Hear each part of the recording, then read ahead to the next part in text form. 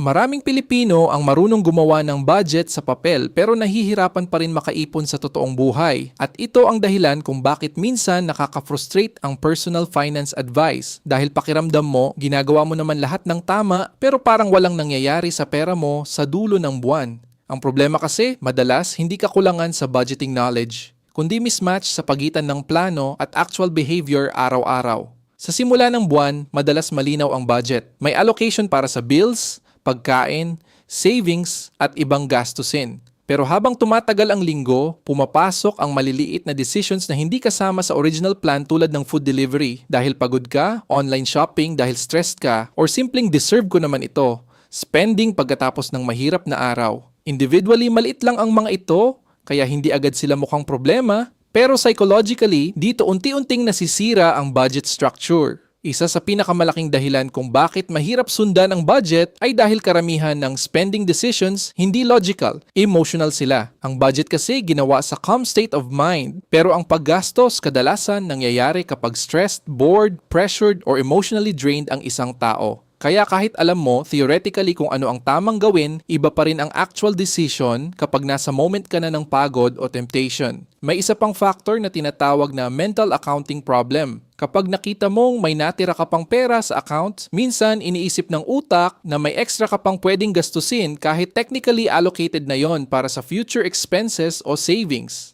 Kaya maraming tao ang nagtataka kung bakit parang okay naman ang income nila pero walang naiipon. Dahil ang natitirang pera ay unti-unting nagagamit sa convenience spending bago pa makarating sa savings. Mahalaga rin maintindihan na ang budgeting alone hindi automatic solution sa financial problems. Ang budget ay tool lang. Kung walang systems na susuporta dito tulad ng automatic savings transfers, spending limits, separation ng accounts, or tracking habits, masyadong maraming decisions ang kailangang kontrolin manually araw-araw.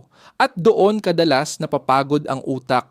Sa totoong buhay, mas sustainable ang simpleng systems kaysa sobrang detalyadong budgeting plans na mahirap i-maintain. Kaya maraming taong consistent makaipon hindi dahil perfect sila sa pera, kundi dahil binawasan nila ang opportunities para sa impulsive spending at ginawang mas automatic ang good financial behavior.